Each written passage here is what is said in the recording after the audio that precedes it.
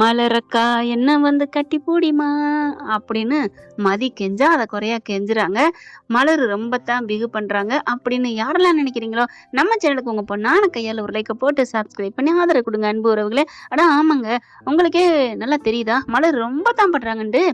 ஆனா அதுலயும் ஒரு அர்த்தம் இருக்கு.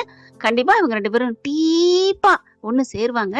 இப்போதைக்கு மாமியார் கண்ணுல மண்ணை தூவுற மாதிரி அப்படி பேசிக்காத மாதிரி போறாங்க. அப்படியே மாமியார் ரொம்ப சந்தோஷப்படுது. இதாண்டி வேணும், இதை தாண்டி எதிர்பார்த்தேன், இப்படி தாண்டி இருக்கணும், பேசிராத மலரு அப்படின்னு சொல்லிட்டு ஜாடா காமிக்குது. இந்த பிள்ளை அப்படின்னு திரும்பிக்கிறது. மதி ரொம்ப அழுகுறாங்க. அக்கா ஏக்கா பேச மாட்டேங்கிறீங்க, பேசுங்க பேசுங்க அப்படிங்கிறாங்க. இங்க பாரு எனக்கு வேலை இருக்கு அப்படின்னு சொல்லி திரும்ப பக்கத்துல போகுது. மலரு இந்தா இதை கொண்டு போய் வை அப்படிங்கல போய் வாங்குறாங்க. பாத்திரத்தை வாங்கின கையோட, மலரே நீ அவகிட்ட பேசிடாத, இப்படிதான் இருக்கணும், இதுதான் நல்ல பிள்ளைக்கு அடையாளம், உன்னை எப்படி பேசிட்டு போனா சுயமரியாதை இல்லவண்டு. அடி பாவி, சுயமரியாதை இல்லவன்னு அவ ஏண்டி சொன்னா? நீங்க என்ன வச்சு படுத்துறீங்களடி, வச்சு செய்றீங்களடி, அதைத்தானடி அவ சொல்லாம சொல்லிட்டு போனா. அது தெரியாம அவ திட்டினா அவ கூட பேசாதேன்னு சொல்றாளே மங்குனி மாமியாரு அப்படின்னு நினைச்சிட்டு சரிங்கத்த அப்படின்னு உளர போகுது. அப்பாடா 2 பேரையும் பிரிச்சு வச்சுட்டோம் அப்படின்னு இந்த அம்மாவுக்கு ரொம்ப சந்தோஷம். என்னங்க அப்படின்னு ரூமுக்கு போக இங்க பார்த்தா மதி மலர் பாக்குறாங்க. அப்படியே பார்த்தோன்னா மலருக்கு ஒரு மாதிரி ஆகுது. பாக்கியராஜ் வந்து திட்டுறாரு. ஏன் மலரு எதுக்கு இப்படி பண்ற? மதி நீ விடுமா, இவ பேசாட்டி போறா, உன் மேல எந்த தப்பும் இல்ல, சொல்ல போனா இவ மேலதான் தப்பே. நான் என்ன பண்ணேன் பாக்கியராஜ்? ஆமா நீ ஏதாவது சொன்னியா? நீ எல்லாத்தையும் பார்த்த தானே, மதி மேல எந்த தப்பு இல்லைன்னு ஒரு வார்த்தை சொன்னியா? அது எப்படிங்க சொல்ல முடியும்?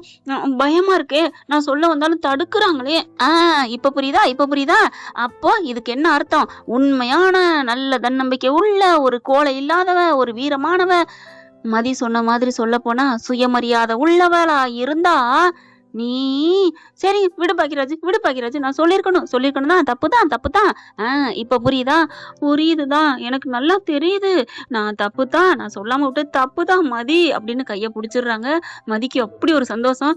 இல்ல மதி, நீ வந்து என்ன சொன்னோன்னு ஒரு மாதிரி ஆச்சு தெரியுமா? அக்கா அப்பெல்லாம் ஒண்ணும் இல்ல, நீ என்ன தப்பா நினைக்காத மதி. நான் ஏன் தப்பா நினைக்க போறேன்? உங்கள்கிட்ட பேசாம இருந்து நான் எவ்வளவு கஷ்டப்பட்டேன் தெரியுமா? ஐயோ நீங்க ஏன் இப்படி தப்பா நினைக்கிறீங்க? நான் எதுவும் கோவமாவே நினைக்கல, நீங்க என்கிட்ட பேசினா போதும், அதுதான் என்னோட ஆசை.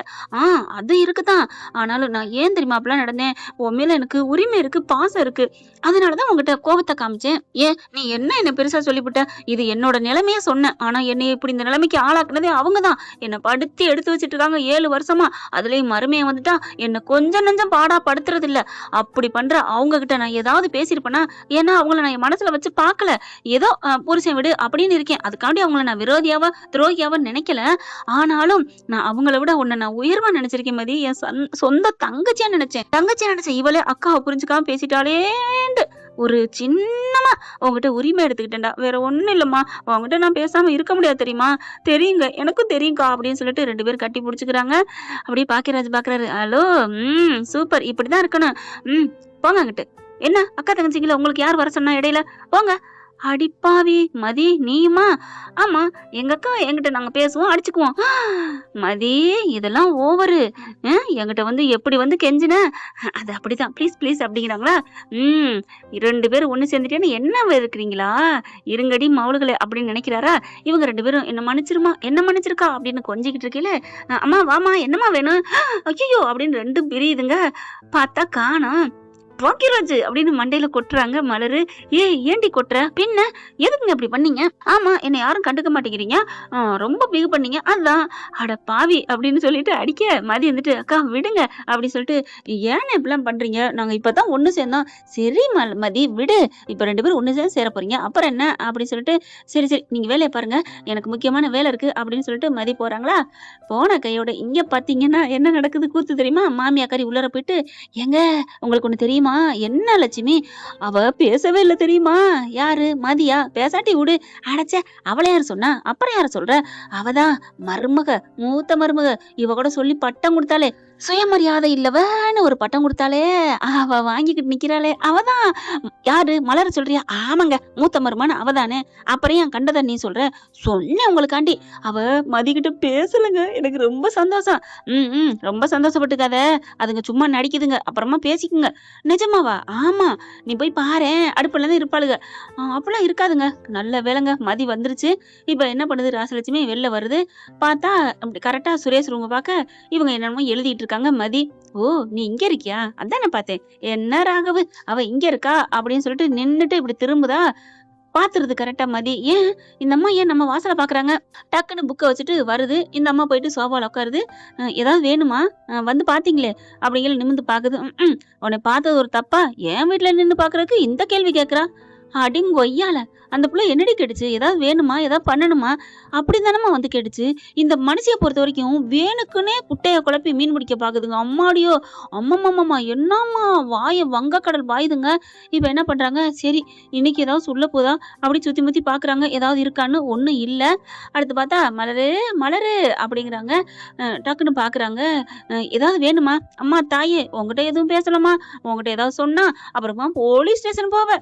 "அத்தை அப்படிலாம் இல்லங்க. என்னை இப்படிலாம் சொல்லாதீங்க. என்ன வேணும்?" "மலரு, மலரு" அப்படிங்கிறாங்க. அவங்க ரூமுக்கு போயிடுறாங்க. "இந்த ஃபேனை போட்டு விடுமா." "ஃபேன் தானே நான் போடுறேன்." அப்படின்னு வேகமா வர, என்னது ஆச்சரியமா இருக்கு. நிமிர்ந்து கூட பார்க்க மாட்டா. பதிலுக்கு பதில் போட்டு வாங்குவா. போலீஸ் ஸ்டேஷன் போனா, இன்னைக்கு என்ன நம்ம சொல்லாமலே பண்றோங்கிறா.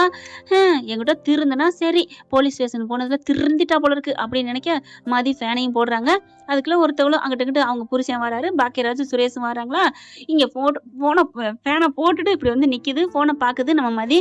இங்க பார்த்துட்டு நிமிர்றாங்க. அங்கிட்டு இருந்து சுரேஷ் வராரா. புருஷனை பார்த்தோன்னே நிமிர்ற பேச போறாங்க. ஃபேனு கட கட கடன்னு ஓடி டடக்கு டடக்குன்னு அப்படியே கலருதுங்க. கலண்டு அப்படியே விழுக போகுதா. சுரேஷும் பாக்கியராஜும் பாத்துறாங்க. "அம்மா ஃபேனு" அப்படிங்கல.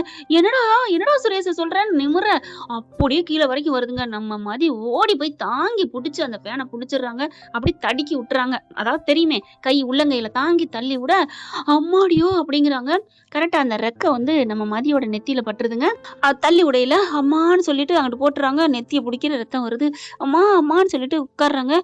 இந்த அம்மா மாமியார் பார்த்தீங்கன்னா, உயிர் போயிட்டு நிக்குதுங்க. மரண பயம்னு சொல்லுவாங்கல்ல, அந்த பீதியில உட்காந்துருக்கு. அதுக்குள்ள மலர் எல்லாரும் ஓடி வந்துடுறாங்க. "என்னாச்சு என்னாச்சு?" அப்படிங்கையில, "டேய் மதிய பாருங்கடா, அவளுக்கு தான்டா நெத்தியில" அப்படின்ட்டு இந்த அம்மா மயக்கத்துல ஒரு ஒரு பீதியில இருந்தாலும் சும்மா சொல்லக்கூடாதுங்க.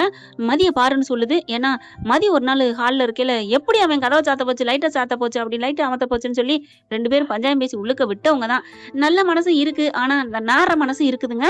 இப்ப பார்த்தா சுரேஷ் அவர் கண்ணால பாக்குறாருங்க. காப்பாத்துனதையும் பாக்குறாரு. தலையில அடிபட்டதையும் பாக்குறாரு. பயப்புள்ள சும்மா சொல்லக்கூடாது. மதின்னு துடிக்கிறாரு. "என்னாச்சு என்னாச்சு?"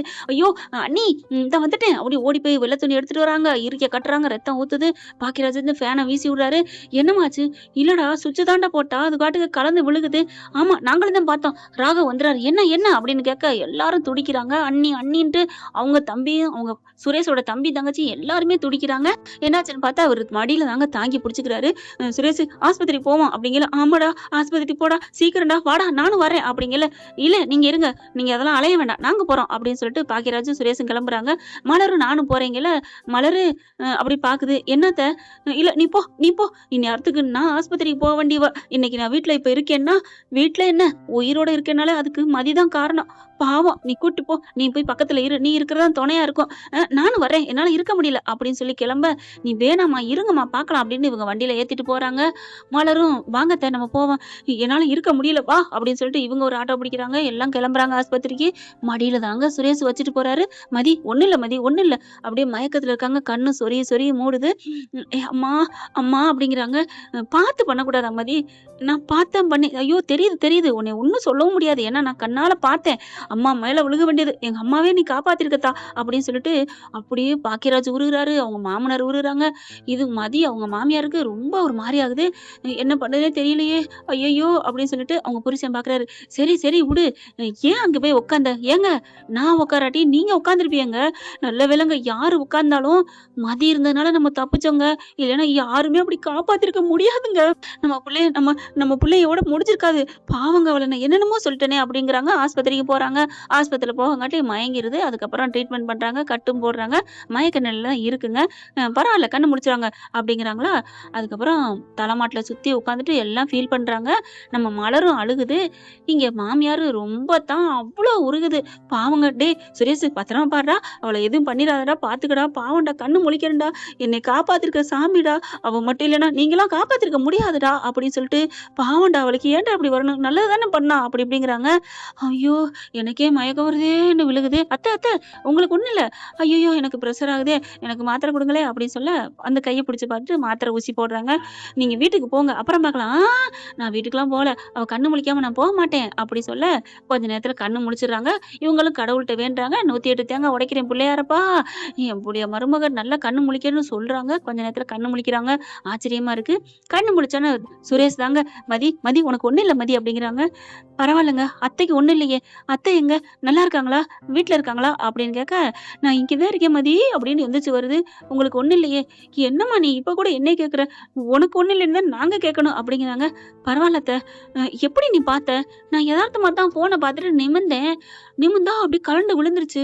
என் கண்ணு முன்னாடி எனக்கே ஒரு மாதிரியா இருக்கு. நல்ல வேளை காப்பாத்திட்டேன். அம்மா என் கை வேற வலிக்குது" அப்படிங்கிறாங்க. உள்ளங்கைய பார்த்தா நல்லா நச்சு போயிருக்குங்க, செவந்து போய். "என்ன மதி இத சொல்லவே இல்ல டாக்டர்" அப்படிங்கிறாங்க. "வந்து ஆயின்மென்ட் போடுங்க, எல்லாத்துக்கும் பெயின் கில்லர் போட்டுருக்கோங்க" அப்படிங்கிறாங்க.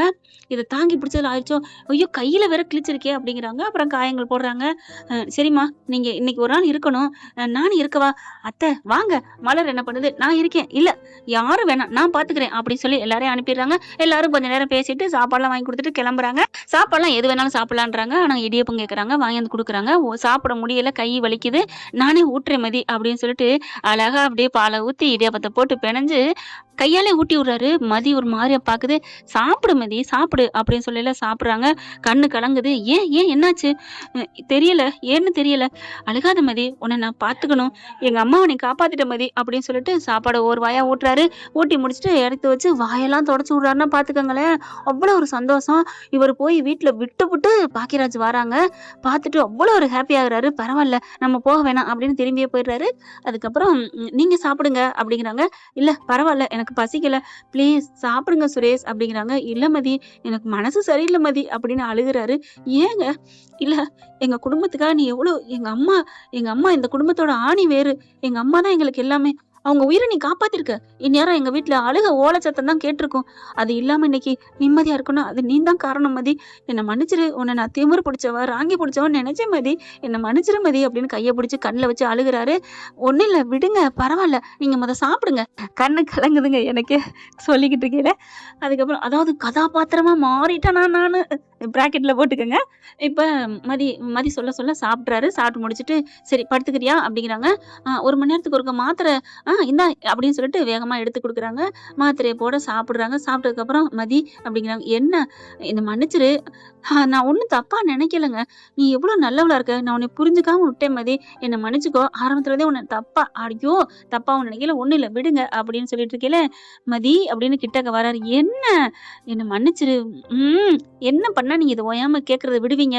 என்ன பண்ணான்னா நானே பண்றேன்" அப்படின்னு நெத்தியில போய் ஒரு முத்தத்தை கொடுக்குறாரு. நெத்தியில முத்தம் கொடுத்ததோட இல்லாம நெத்தியோட நெத்திய வச்சு அப்படியே முட்டிக்கிறாங்க. "சாரி மதி, மன்னிச்சுக்கோ, தேங்க்ஸ் மதி" அப்படிங்கிறாங்க. "ஐயோ விடுங்களேன்" அப்படிங்கிறாங்க.